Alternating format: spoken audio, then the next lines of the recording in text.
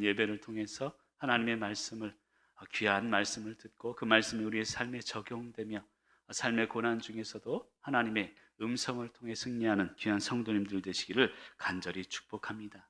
오늘 말씀의 제목이 은혜 위에 은혜라는 제목입니다. 여러분, 삶은요, 은혜의 연속이라고 할 수 있습니다. 아니, 순간순간이 은혜입니다. 그리고 은혜 위에 또 다른 은혜가 있습니다. 그것을 발견하는 것이 신앙의 능력입니다.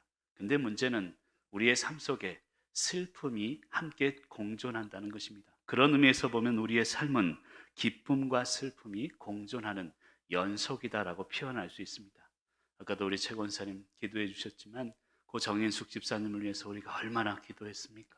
새벽마다 이름을 부르면서 금식하면서 그 영혼을 위해서, 그 가정을 위해서 눈물로 기도했습니다. 근데 우리의 기도의 결과는 우리의 뜻대로 되지는 않았습니다. 하나님의 뜻대로 된 줄 믿습니다. 여러분, 슬픔 속에서 얼마나 유가족들은 슬플까?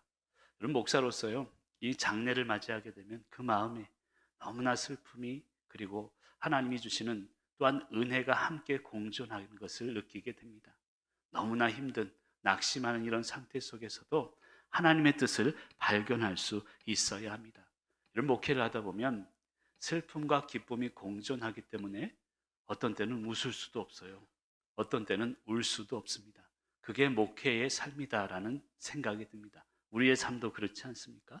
하루를 살다 보면 웃을 수도 없고 울 수도 없는 상황을 수없이 많이 맞이하고 지금 여러분의 삶의 평안을 지금 누리고 있는 줄 믿습니다.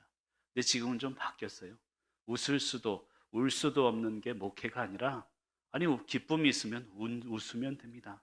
그리고 함께 눈물 흘릴 일이 있으면 함께 울면 되는 것입니다. 그런 의미에서 보면 목회는 웃고 우는 그런 삶의 연속이라고 할 수 있습니다. 웃을 수도 없고 울 수도 없는 게 아니라 웃고 울고 함께 하나님의 뜻대로 살아가는 것이 우리의 삶임을 믿고 승리하시기를 간절히 축복합니다. 그런 의미에서 보면 삶은 참 힘에 겹다라는 생각이 듭니다. 그런데요, 말씀의 능력은 그 힘의 겨움을 채우는 데 있습니다. 나는 힘에 겹지만, 슬픔 가운데 있지만 말씀의 능력이 나를 채우는 것입니다. 슬픔으로 내 마음에 공허한 그 마음 가운데 말씀의 능력이 오늘 저와 여러분의 마음을 가득 채울 줄 믿습니다. 그래서 제가 강조하는 말이 있죠. 기도로 비웁시다. 말씀으로 채웁시다. 오늘도 기도로 내 안에 있는 욕심을 비우시고 비워진 내 마음 가운데 말씀으로 채울 수 있기를 간절히 축복합니다.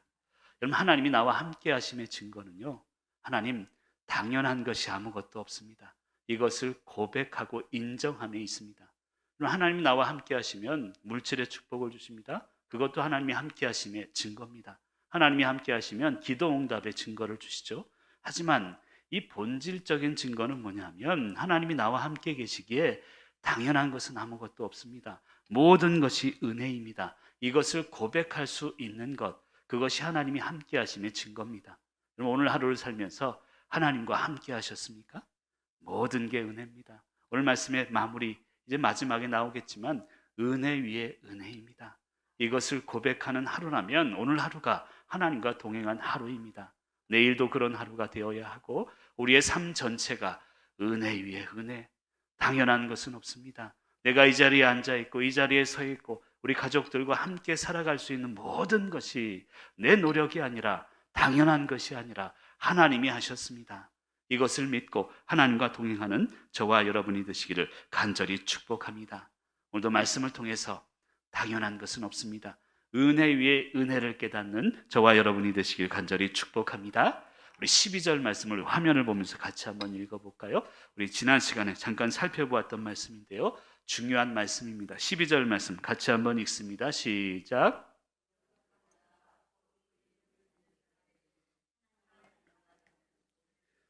아멘. 여러분 잘 알고 있는 말씀이죠. 예수 그리스도를 믿고 영접하면 하나님의 자녀가 된다, 이런 뜻을 담고 있습니다. 그런데 그 이전에 우리가 간과하고 있는 부분이 있습니다.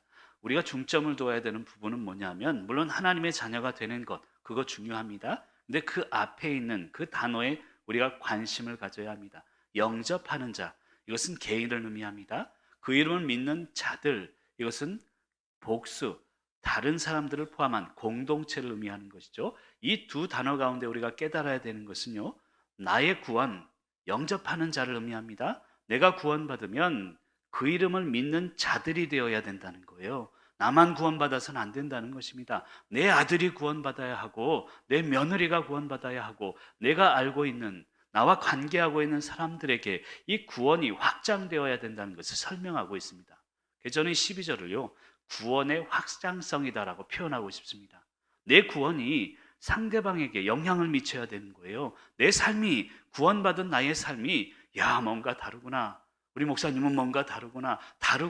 우리 속초교회 성도님들은 구원받았기에 다르구나. 그 삶을 통해서 나를 바라보는 사람들이 또 다른 구원을 얻고 구원이 확장되어 가야 됨을 12절 말씀은 설명하고 있다는 것입니다. 영접하는 자, 개인의 구원이 그 이름을 믿는 자들, 공동체적인 구원으로 확장되어 가야 함을 12절 말씀은 설명하고 있습니다.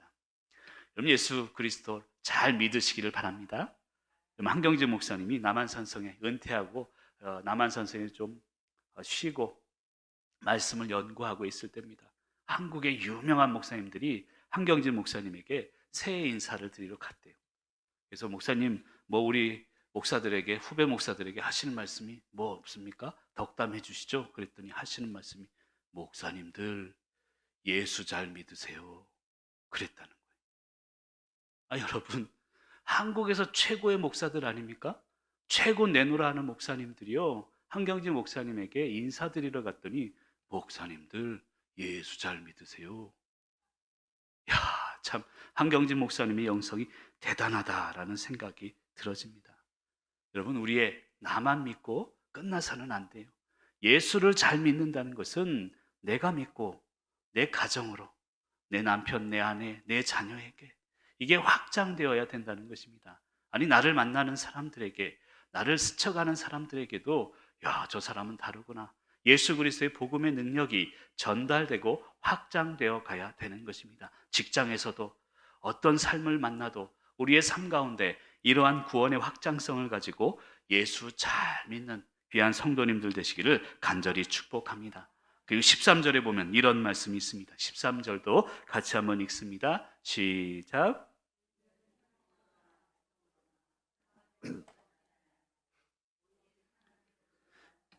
이것은 인간, 어떤 혈통, 욕심, 육정, 사람의 뜻이 아니라는 거예요. 우리가 하나님의 자녀가 되는 권세를 가졌다는 것은 하나님의 뜻이고 하나님께로부터 난 자들이라는 이야기입니다. 하나님께로부터 났다는 것은요, 우리의 삶의 시작이 하나님이라는 거예요. 우리의 삶의 과정을 겪어가면서 우리의 삶 또한 하나님 안에 살아가야 됨을 의미합니다. 내 뜻이 아닌 하나님의 뜻대로 살아나야 함을 설명하고 있다는 것입니다. 그리고 그 하나님의 뜻대로 사는 것은 육신의 생각이 아니라 영의 생각임을 설명합니다. 그래서 로마서 8장 6절에 보면 이런 말씀이 있습니다. 로마서 8장 6절 화면을 보면 읽습니다. 육신의 생각은 사망이요 영의 생각은 생명과 평안이니라. 아멘. 여러분, 육신의 생각을 하면요, 평안이 없대요. 사망으로 이어진다는 것입니다. 하지만 영의 생각을 가지면 늘 생명이에요. 늘 평안임을 믿으시길 바랍니다.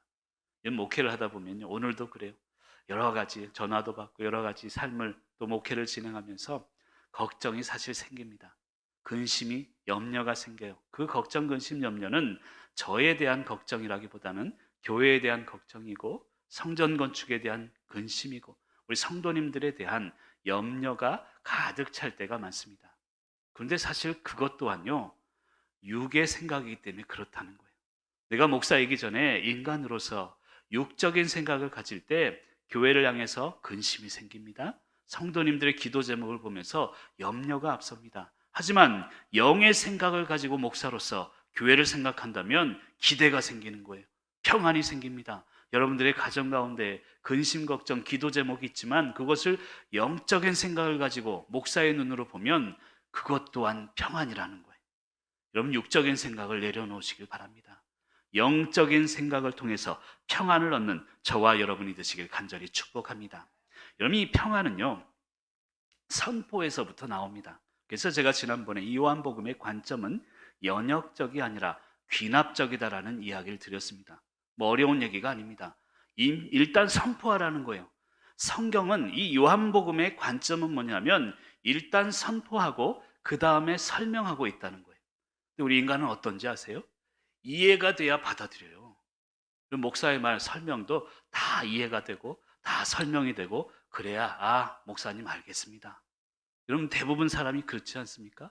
학교에서도 그렇고요. 사람을 만나도 그렇습니다. 뭔가가 이해가 되고 하나가 이해되고 두 개가 이해되고 그러면 나중에 결론을 내리죠. 근데 요한복음은 다르다는 거예요. 일단 결론을 내리라는 거예요. 하나님이 말씀이다. 그분이 하나님이다. 결론을 내리고 하나하나 요한복음은 설명해 가고 있습니다. 왜 제가 이런 설명을 드리냐면 우리의 삶도 그래야 된다는 거예요.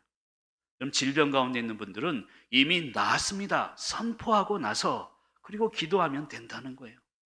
그리고 우리의 기도의 제목이 있으면 응답이 되었습니다라고 선포를 하고 그리고 하나씩 하나님께 아뢰면 된다는 것을 설명하고 있다는 것입니다. 우리의 삶은요, 연역적 삶이 아니라 귀납적 삶이 되어야 된다는 것입니다. 미래의 축복을 오늘 선포하시길 바랍니다.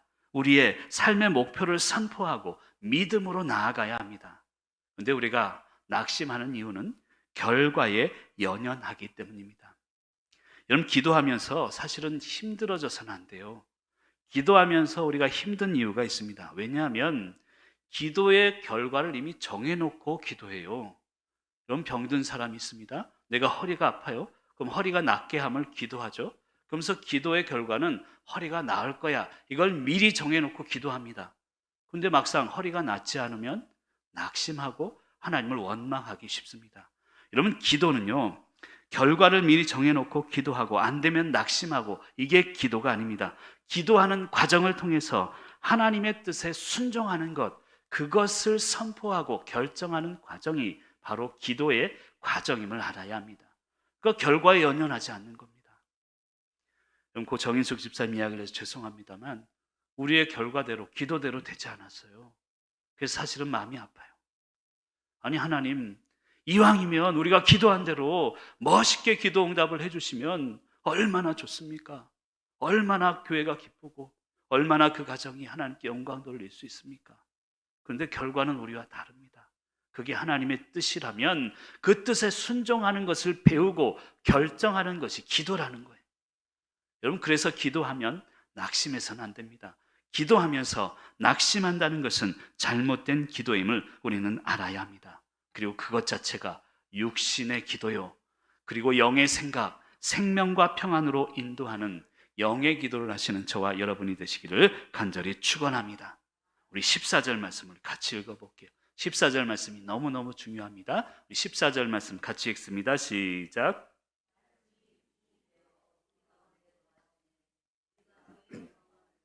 아버지의 독생자의 영광이요 은혜와 진리가 충만하더라. 아멘. 여러분 14절은요 요한복음 전체에서 가장 중요한 구절이다라고 할 수 있습니다. 그래서 유명한 우리 칼바르트라는 신학자는요 이 요한복음 1장 14절을 본인의 일생의 일대의 가장 중요한 말씀으로 삼고 그의 신학을 쭉 전개하기도 했습니다. 1장 14절은 그만큼 중요하고 소중히 여겨야 하는 말씀이라는 것이죠. 근데 1장 14절은요 한마디로 얘기하면 예수님의 인성을 설명하는 그런 구절임을 알아야 합니다.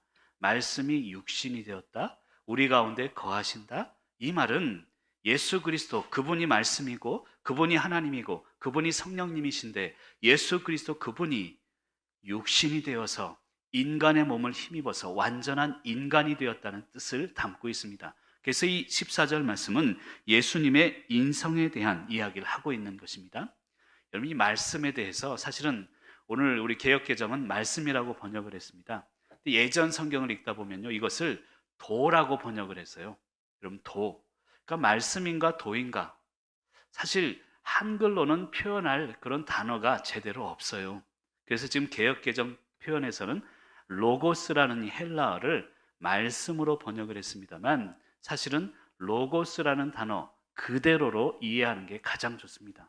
도일 수도 있고 말씀일 수도 있지만 로고스, 이것은 바로 예수 그리스도이시고 태초부터 계셨던 영원까지 계시는 하나님이시기도 합니다. 창조주가 되시기도 하고 위로자 되시는 성령님의 모습이 바로 로고스 안에 다 들어있다는 것입니다. 이 로고스가, 말씀이 육신이 되었대요. 너무너무 놀라운 말씀이에요. 하나님이자 예수 그리스도고 성령님이시고 창조주가 되시고 우리의 모든 것을 주관하시는 그 로고스가 인간의 몸이 되었다는 것입니다. 아무도 놀라지 않으시네요. 이것만큼 놀라운 일이 없는 거예요. 여러분, 이것을 우리가 깨달아야 합니다. 완전한 인간의 몸을 입고 오셨다는 거예요. 여러분, 1장 1절 말씀을 혹시 기억하실지 모르겠습니다. 1장 1절 말씀을 화면을 보면서 같이 한번 비교하면서 읽어볼게요. 같이 읽습니다. 시작.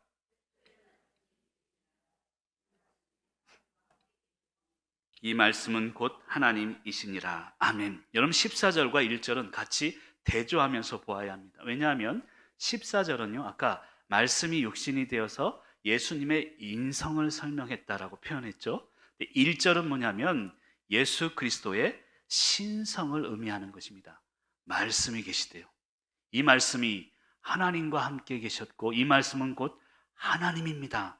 이 로고스가 하나님이라는 것은 이 로고스 예수 그리스도 그분의 신성, 완전한 인격적인 신이 되었음을 설명하고 있다는 것입니다. 그분이 하나님됨을 이야기하고 있습니다. 14절은 완전한 인간의 모습을 설명하고 있다면 1절은 완전한 신, 하나님의 모습을 설명하고 있다는 것입니다. 그러니까 완전한 하나님이신 예수 그리스도, 그분이 로고스로서 이 땅에 육신으로 오셔서 그리스도의 몸을 힘입어서 우리와 함께 동행하시고 성령님의 모습으로 지금까지 오셨다는 것을 설명하고 있다는 것입니다.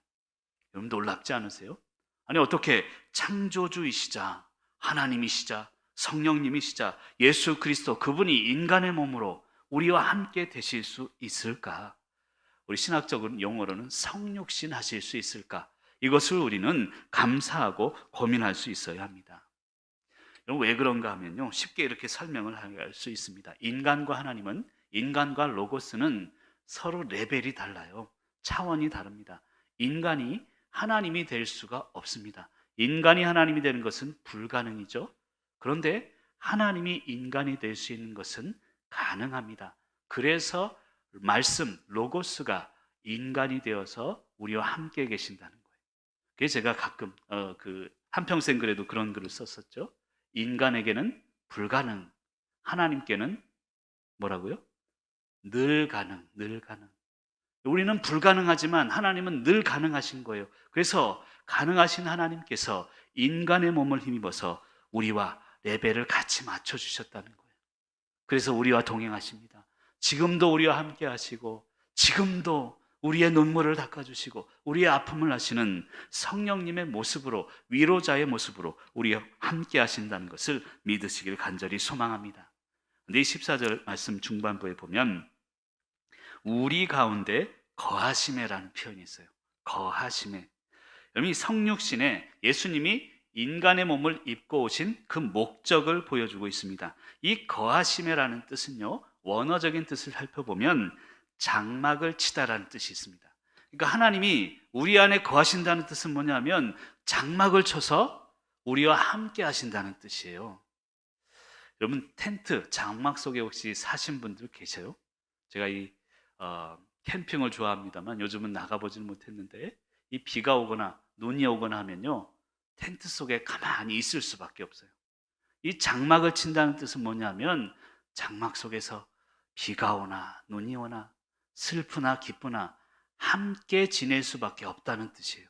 그러니까 하나님이 우리와 전혀 레벨이 다른 그분이 우리와 함께 거하신다는 뜻은 텐트를 치고 장막을 쳐서 우리와 함께 그 안에서 웅크리고 함께 있다는 뜻이에요. 비가 오나 눈이 오나 우리와 함께 동행하시고 장막 안에서 우리를 품어주신다, 이 뜻을 설명하고 있다는 것입니다. 여러분, 출애굽 그 시절로 좀 거슬러 올라가야 될 필요가 있습니다. 여러분, 자유를 향해 나아가는 광야 생활 중에 장막은 필수입니다. 장막을 치죠. 그리고 이동할 때마다 장막을 칩니다. 이 장막은요, 두 가지 의미가 있습니다. 아까 제가 얘기했던 완전한 가정이라는 의미가 있어요. 이 장막을 쳐서 그 안에 살 수밖에 없거든요. 내가 싫다고 밖에 나가면요, 바로 비 맞아요, 눈 맞아요.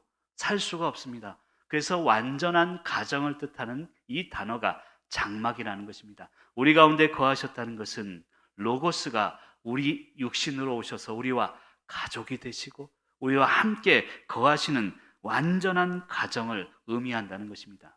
그리고 두 번째 의미는, 이 장막의 의미는요, 새로움의 의미가 있습니다. 왜냐하면 장막을 옮길 때마다 새롭게 쳐야 되거든요. 새로운 마음을 가지고. 여러분, 주님께서 로고스가 우리 가운데 거하신다는 것은 우리가 하나의 가정이 되었다는 뜻이고 늘 새롭게 살라는 뜻임을 믿으시길 간절히 소망합니다. 텐트를 새롭게 치는 마음으로 무뎌지지 마시고 하루하루 새로운 영광을 보시길 바랍니다. 그래서 오늘 말씀에 이런 내용이 있는 거예요. 우리가 그 영광을 보니. 한번 따라할까요? 우리가 그 영광을 보니. 오늘 날씨가 더워서 그런지 참 피곤하시죠? 저도 오늘 얼마나 더운지 그냥 땀을 많이 흘렸는데, 피곤할수록 하나님의 말씀에 집중하셔야 합니다. 우리가 그 영광을 보니, 이런 보았다라는 것은요, 관점을 얘기해요. 관점. 우리가 무엇을 보고 살아가느냐에 따라서 우리의 존재가 달라집니다. 저는 어릴 때부터요, 어머니가 저를 이제 안고서 너는 목사가 되어야 된다, 늘 그 말씀을 하셨어요. 아주 어릴 때는 신부가 되라고 하셨거든요. 결혼하지 말고 주님의 일을 위해 살아라. 근데 나중에는 목사가 되어야 한다. 계속 그 말을 듣는 거예요. 목사가 뭐지? 나는 잘 몰랐는데 이런 게 목사구나. 관심을 갖게 되고 결국에는 여러 가지 어려움을 겪었지만 이 자리에 목사로서 지금 서 있는 것입니다. 사랑하는 성도 여러분, 그 영광을 보니 우리의 관점이 하나님의 영광이 되어야 된다는 거예요. 직장에서 여러분의 관점, 물론 여러 가지 일들이 있죠. 처리해야 될 일들이 오늘 하루도 있었을 겁니다. 하지만 그 궁극적인 관점은 하나님의 영광이 되어야 된다는 거예요. 나에게 주신 직장 속에서 오늘 장례식이 있었지만 김선복 권사님 그 슬픔 중에서도 우리가 보아야 되는 것은 하나님의 영광이라는 거예요. 그 영광을 보라. 그게 우리의 성도의 관점이 되어야 된다는 것입니다. 여러분, 보라라는 뜻은요, 눈과 눈을 마주치라는 뜻이에요. 제가 어릴 적이 아니죠. 중학교 때 아직도 기억이 나는데, 중학교 1학년 이 머리 자르고 딱 올라갔더니요, 선생님이 딱 강단에 섰더니 막대기를 들고 하시는 말씀이 아직도 기억이 나요. 눈을 쳐다보지 말래요. 왜 그럴까? 그러면서 하는 말이 이 양복 단추 두 번째를 보라 그러더라고요. 선생님을 그냥 올려다봐서는 안 된대요. 선생님을 볼 때는 눈을 보지 말고 여기를 보래요.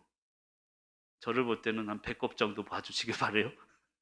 여러분, 그게 사실 말이 됩니까? 눈과 눈을 보아야 이게 관계가 되는 것이죠. 근데 양복 두 번째 단추를 보래요. 그게 그때는 그래야 되는 줄 알았습니다. 근데 오늘 말씀 이야기하는 그게 아니에요. 그의 영광, 하나님의 영광을 보라는 것은 하나님의 눈을 보라는 거예요. 우리의 눈이 하나님의 눈, 그 영광을 보아야 된다는 것을 설명하고 있습니다. 그래야 관계가 되는 거예요. 그래야 우리의 영광을 보아야 우리의 삶이 온전하게 살아갈 수 있다는 것입니다. 나이가 들어갈수록 하나님의 영광을 보셔야 돼요. 그래야 올바로 판단하고 올바로 살아갈 수 있습니다. 지난번에 어떤 분이 저한테 그런 말씀을 하더라고요. 자기한테 무심하다고 막 이런저런 얘기를 하시더라고요. 사람들이 자기만 왕따시키는 것 같고. 여러분, 그래서는 안 돼요. 하나님의 영광을 보면 그게 무슨 대수라고. 하나님의 영광만을 볼 수 있는 관점의 변화를 이끌어 가시는 저와 여러분이 되시기를 간절히 축복합니다. 여러분, 요한일서 1장 1절에 보면 이런 말씀이 있습니다. 화면을 보면서 같이 한번 읽어볼까요? 태초부터 시작.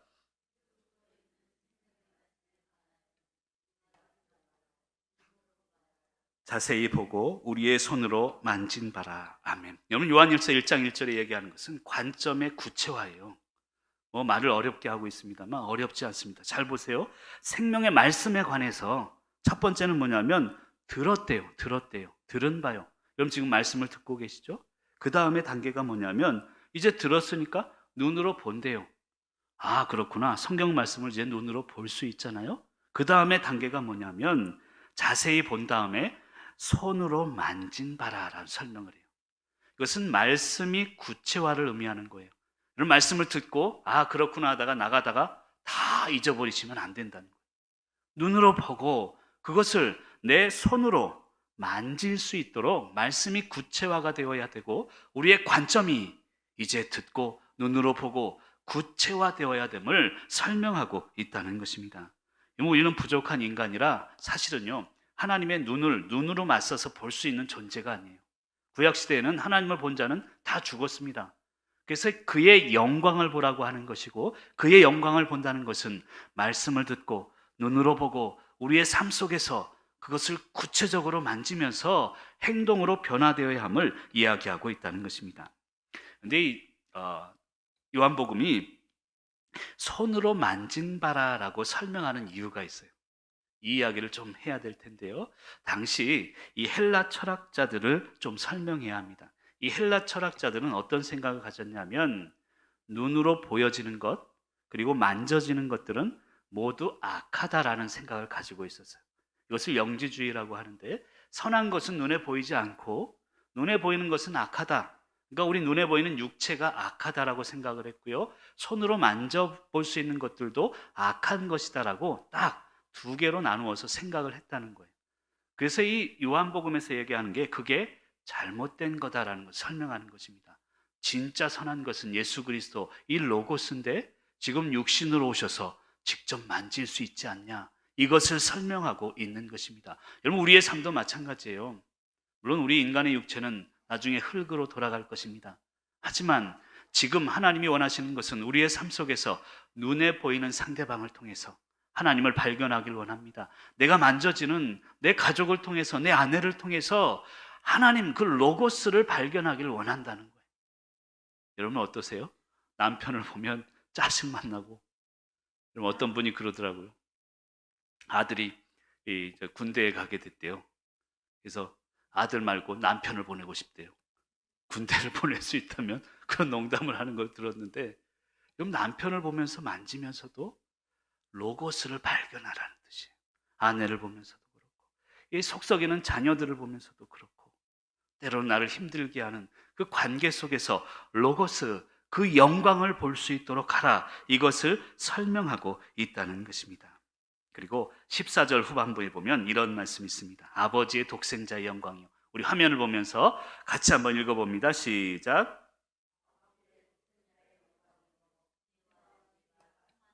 아멘. 우리가 관점을 바꾸니까, 영광을 보니까 그게 아버지의 독생자의 영광이구나, 이것을 깨닫게 되었고, 나에게는 은혜와 진리가 충만하더라라고 설명하고 있습니다. 연 3년 동안 예수님을 따라다녔던 제자들이 있습니다. 똑같이 예수님을 따라다녔고, 예수님의 말씀을 들었죠. 눈으로 보았습니다. 예수님을 손으로 만질 수 있었죠. 그런데 그들 각자마다 서로 다른 예수님을 발견하고 따라갔음을 우리는 알아야 합니다. 그러니까 두 가지로 나눌 수 있습니다. 이 제자들의 삶을 두 가지로 나눌 수 있는데, 이 관점적인 면에서 한 제자, 한 부류는 영광을 보는 제자들이 있었고요. 두 번째는 세상을 보는 제자들이 있었습니다. 그래서 오늘 말씀 이야기하기를 요한은 분명하게 고백합니다. 나는 아버지의 독생자의 영광을 보았고 은혜와 진리가 충만했다라고 표현하고 있습니다. 여러분, 믿는 이유가 무엇입니까? 저는요, 은혜와 진리라고 생각해요. 아니, 제가 아니라 요한복음 이야기하는 믿음의 목적이 그래요. 은혜가 넘쳐야 합니다. 그리고 진리가 충만해야 합니다. 근데 돈과 명예가 충만하더라, 그럼 그래서는 안 되잖아요. 물론 은혜와 진리를 따라가다 보면 하나님은요, 세상적인 축복도 주세요. 그걸 저는 믿습니다. 그래서 저는 새벽마다 여러분들에게 물질의 축복을 주시길, 건강의 축복을 주시길, 자녀의 축복을 주시기를 간절히 기도합니다. 근데 더 중요한 것은 은혜와 진리, 이것이 진정한 축복이고 은혜와 진리가 충만한 삶이 우리 가운데 넘쳐나야 된다는 것입니다. 여러분, 은혜가 무엇일까요? 오늘 한번 솔직하게 얘기해 봅시다. 은혜 많이 받았다, 은혜가 풍성하다라는 뜻은 어떤 면에서 보면 우리 인간은 많고 적음으로 은혜를 판단합니다. 많으면 은혜 받았다 생각하고 축복 받았다 생각하고, 적으면 아이고 남과 비교하면서 은혜가 없구나, 축복을 못 받았구나, 이렇게 생각합니다. 그런데 오늘 이야기하는 은혜와 진리가 충만했다는 것은요, 많고 적었다, 이게 아니라는 거예요. 우리가 살아가는 순간순간마다 하나님의 영광을 보고 우리의 관점이 바뀌어지니까 적어도 기쁘고 없어도 풍성하고, 이것을 설명하고 있다는 거예요. 다시 얘기하면 많고 적음으로 이 은혜를 판단하기보다 의미가 있느냐, 의미가 없느냐, 이것을 가지고 은혜를 판단할 수 있어야 돼요. 그럼 저는 오늘 하루 살아가면서요, 피곤했지만 의미가 있었습니다. 오늘 하루 새벽부터 새벽 기도에 인도하고, 말씀을 전하고, 기도 인도하고, 또 바로 발인 예배 인도하고, 화장터에 가서 화장 예배를 인도하고, 또 오전에 신방에 있어서 신방 인도하고, 함께 또 교제 나누고, 또 오후에는 이 설교 준비하면서 또 보내고. 피곤해요. 대신 좀 설교 준비해 줄 사람 있으면 좋겠어요. 제가 한 시간에 한 5만 원씩 드릴 테니까. 근데 의미가 있으면 그게 은혜예요. 영 피곤하고 힘들고 적어도요, 의미가 있으면 그게 은혜라는 거예요. 그게 진리가 충만한 삶임을 믿으시기를 간절히 축복합니다. 오늘 이미경 선교사님 오셨는데, 저는 이미경 선교사님하고 얘기할 때마다 나 같은 사람은 정말 아무것도 아니다라는 생각이 들어요. 다시 또 간대요. 우리 김주정 권사님 가지 마라 하는데도 또 가신다는 거예요. 왜 그럴까요? 그곳에 의미가 있기 때문 아닐까요? 그 의미를 쫓아 산다면 그 죽음의 땅, 그 메마른 땅에도 은혜와 진리가 풍성한 땅이 될 줄 믿습니다. 그런 삶으로 살아가시는 저와 여러분이 되시길 바랍니다. 근데 사도 요한은 그러한 삶을 발견했다는 거예요. 은혜와 진리가 충만하구나. 나는 지금 아무것도 없지만, 집도 없고 차도 없고, 지금 사도 요한은 아무것도 없지만 오히려 반모섬에 이 유배갈 처지에 있었지만 은혜와 진리가 충만하다고 고백했다는 거예요. 근데 반대의 제자들이 있었습니다. 다른 제자, 가롯 유다와 같은 제자죠. 똑같은 주님의 삶을 보았습니다. 주님의 말씀을 들었고 눈으로 보았습니다. 그리고 주님의 손을 만졌지만 가롯 유다의 삶은 전혀 달랐다는 거예요. 세상의 모습을 보았기 때문입니다. 하나님의 영광을 보았느냐, 세상을 보았느냐, 선택은 우리에게 있습니다. 그리고 그 선택의 결과는 가롯 유다 은 30개에 예수님을 팔아버리고 마는 그러한 삶을 살아갈 수밖에 없었다는 것입니다. 사랑하는 성도 여러분, 오늘 이 말씀을 통해서 여러분의 삶 가운데 은혜와 진리가 충만하시기를 간절히 축원합니다. 내 은혜와 진리는요, 짝꿍이에요. 짝꿍. 은혜가 있으면 진리가 있어야 합니다.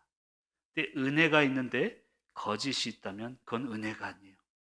오늘 말씀이 이야기하는 게 바로 그것입니다. 은혜와 진리는 늘 같이 가는 거예요. 늘 같이 있어야 합니다. 내가 진짜 은혜 받았다면 내 삶이 진리된 삶을 살아야 되는 거예요. 그것을 오늘 말씀은 설명하고 있다는 것입니다. 은혜는 거짓과 함께 갈 수 없기 때문에 그래요. 여러분, 은혜 받은 삶을 사시길 바랍니다. 내 은혜 받았다고 하면서 세상적인 방법으로, 거짓된 방법으로 살아서는 안 됩니다. 은혜와 진리는 늘 함께 가기 때문입니다. 은혜 받았다면 진리의 삶을 사시기를 간절히 축원합니다. 요한복음 8장 32절은 그래서 이런 이야기를 합니다. 진리가 너희를 자유케 하리라. 내가 은혜를 받았고 은혜 받은 나에게 진리, 로고스, 말씀이 다가오니 그 말씀으로 인해서, 진리로 인해서 우리는 자유함을 얻을 수 있다는 것입니다. 여러분, 돈 많으면 자유할까요? 권력을 얻으면 자유할까요? 그렇지 않습니다. 돈 때문에 얼마나 고민하는 사람들이 많습니까? 권력을 얻어서 대통령이 되니까요? 아니, 권력을 내려오면 그 순간부터 감옥에 가는데요? 또 다른 권력에 지배당하는 게 또 세상의 권력입니다. 하지만 진리가 우리 안에 오면 우리를 진정으로 자유하게 할 수 있습니다. 여러분, 그래서 제가 목회를 하는 것이고 여러분이 교회에서 믿음 생활을 하는 것입니다. 그 진리 되시는 로고스만을 붙잡고 자유함을 가지고 승리하시기를 간절히 축원합니다. 자, 15절 말씀도 큰 목소리로 읽습니다. 15절입니다. 우리 화면을 보면서 같이 읽습니다. 시작.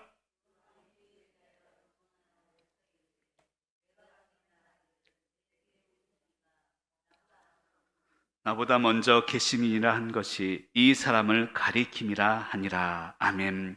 여러분, 15절에서 이제 요한, 사도 요한과 다른 세례 요한을 의미합니다. 그러니까 세례 요한이 그에 대하여, 예수 그리스도죠, 예수 그리스도에 대하여 증거하여 외쳐 가로되 내가 오시는 이가 나보다 앞선 것은 나보다 먼저 계심이라 한 것이 이 사람을 가리킵니다.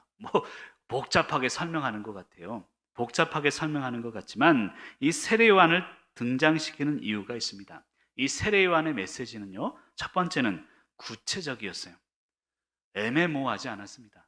그럼 삶이 힘든 이유 중에 하나는 삶의 모호성이라고 할까요?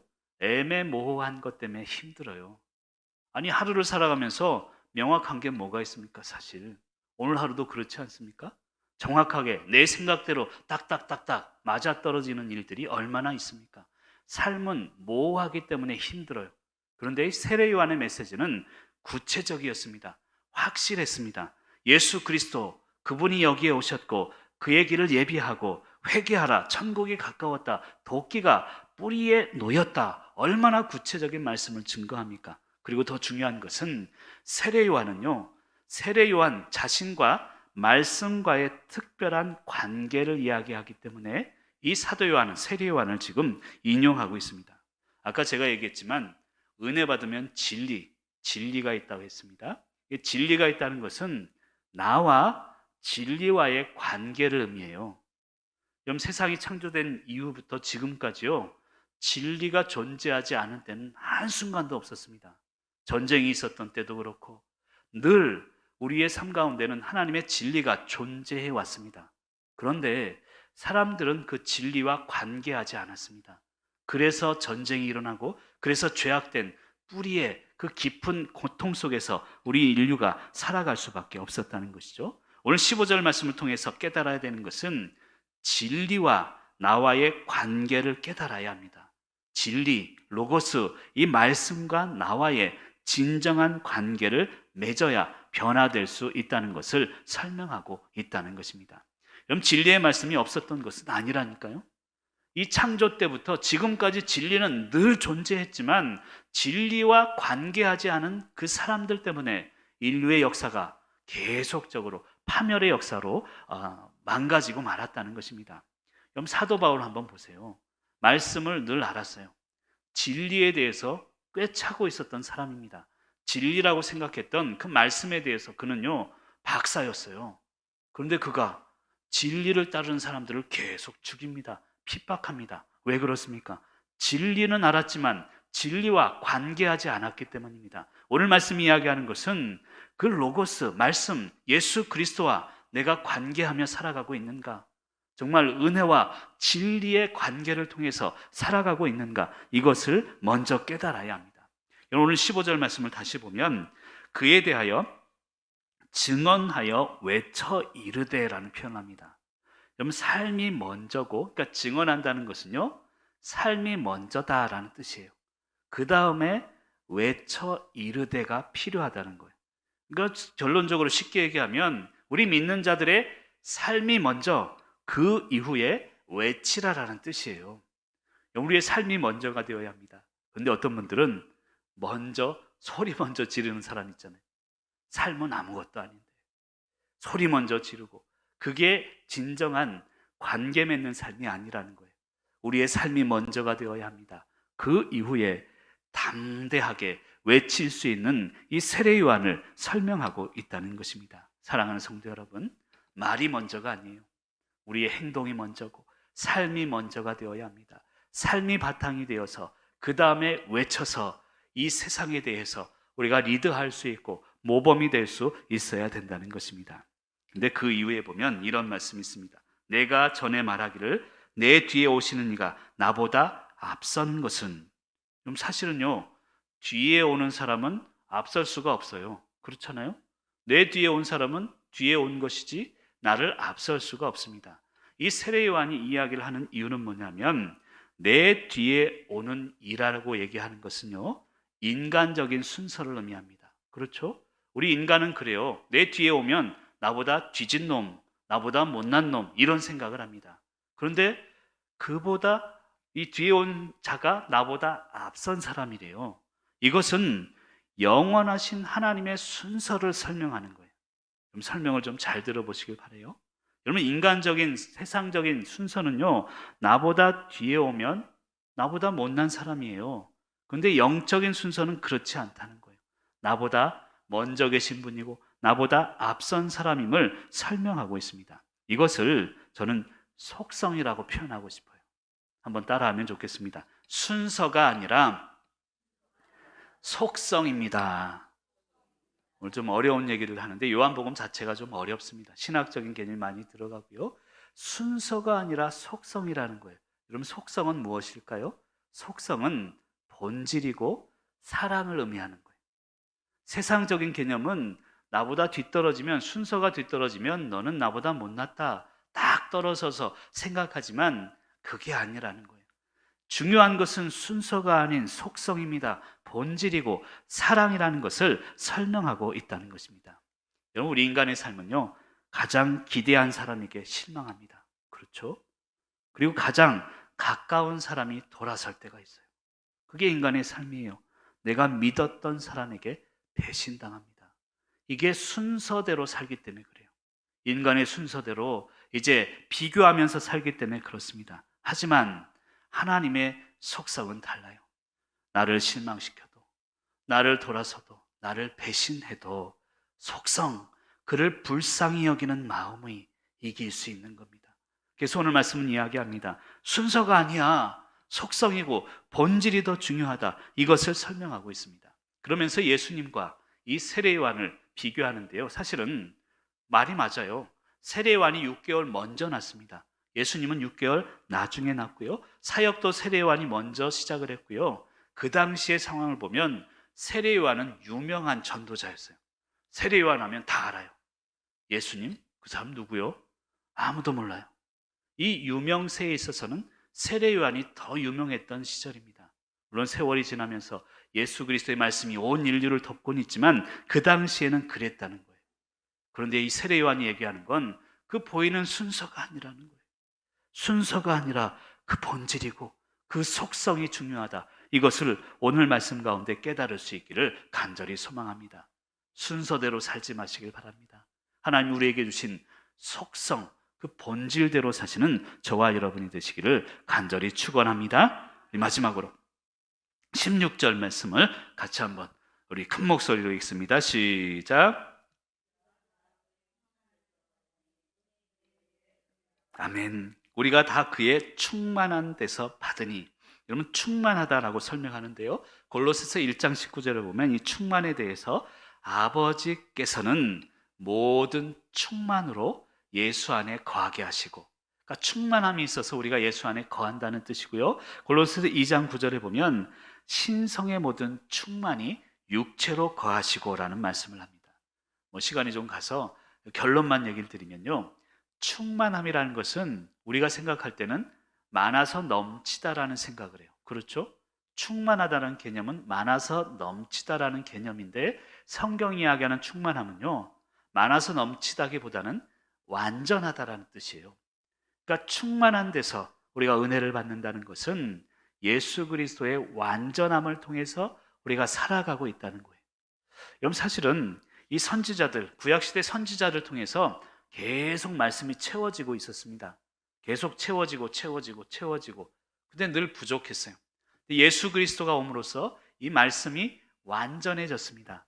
이게 충만함이란 개념이고, 완전했기 때문에 예수 그리스도를 통해서 그 다른 곳에서 채울 수 없는 완전한 그런 충만함을 우리가 누릴 수 있다는 것입니다. 여러분, 돈, 명예, 권력, 이것 모든 것들은요, 삶의 그림자일 뿐입니다. 그림자일 뿐이에요. 실제가 아닙니다. 그것을 깨달아야 돼요. 근데 실제가 아닌 이 그림자를 잡으려고 우리는 그 허상을 잡으려고 목숨 다해서 눈물을 흘리면서 살아가고 있는 어리석은 삶을 살아가고 있다는 거예요. 진짜 본질은요, 예수 그리스도예요. 그것을 깨달아야 합니다. 그럼 저는 요즘 여행을 좀 가고 싶다라는 생각이 들어집니다. 나중에 우리 여행 좀 보내주시길 바랍니다. 근데 사실은 요즘 여행 다니는 프로들이 많잖아요. 이 TV를 보면요, 진짜 여행 간 것보다 선명하게 찍고요, 사진도 그렇고요, 우리가 가지 못하는 이 헬리콥터 타서, 비행기 타서 위에서 막 찍는 이 영상들 보면요, 우리가 가서 보지 못하는 것들을 많이 얻을 수 있어요. 그냥 TV로만 봐도 여행 다닐 수 있다라는 생각을 하지만 그 현장 가서 절대 느낄 수 없는 게 또 따로 있는 것입니다. 그것만으로 여행을 했다고 할 수 없는 거예요. 예수 그리스도의 충만함이, 완전함은요, 그분을 진정으로 내 마음 가운데 모실 때 누릴 수 있는 그 충만함이에요. 그냥 TV 보면서 나는 포르투갈 갔다 왔네, 미국 갔다 왔네, 이걸 갔다 온 거 아니잖아요. 진짜로 그곳에 가고 진짜 내가 체험할 수 있는 그 여행의 기쁨, 그 충만함, 그것이 바로 예수 그리스도를 통해서 우리에게 다가올 수 있다는 것입니다. 그래서 마지막에 보면 그런 말씀을 하고 있는 거예요. 은혜 위에 은혜다라는 표현을 합니다. 은혜 위에 은혜. 이런 모든 것이 은혜입니다. 근데 사실 원어로 이걸 해석하면요, 은혜 대신에 은혜다라는 그런 해석이 더 맞습니다. 은혜 위에 은혜라는 것은 이 은혜 대신에 또 다른 은혜를 주시고, 이 은혜 대신에 또 다른 은혜를 주시고, 모든 것이 은혜입니다. 목사님, 오늘 장례도 은혜예요? 저에게 물어보신다면 그것도 은혜입니다. 저도 슬프지만 영적인 원리를 얘기할 수밖에 없잖아요. 그것도 은혜예요. 하나님이 아사가심도 은혜고. 여러분, 그 은혜 대신해 주시는 은혜를 누릴 수 있어야 합니다. 모든 것이 은혜라는 뜻은 늘 은혜라는 뜻이고, 한 가지 더 중요한 개념은 성장하는 은혜라는 거예요. 지금의 고통이 있지만 그것을 은혜라고 믿으면 이 은혜 대신에 또 다른 더 큰 은혜, 성장하는 은혜를 하나님이 주십니다. 은혜도 성장하는 거예요. 은혜도 수준이 있는 거예요. 예전에는 처음 믿을 때는 기도하면 다 들어주는 것 같아요. 시계 주세요 하면 시계 사주기도 하고. 그런데 지금은 그렇지 않아요. 은혜가 성장하기 때문입니다. 은혜 대신에 또 다른 은혜를 주실 줄 믿습니다. 이런 믿음으로 오늘도 승리하시는 저와 여러분이 되시길 바랍니다. 눈물도 은혜요, 기쁨도 은혜입니다. 그래서 우리의 삶 가운데 어떤 상황에도 은혜 대신에 은혜를 누리며 충만함, 완전함을 경험하며 승리하시는 저와 여러분이 되시길 간절히 축원합니다. 기도하시겠습니다.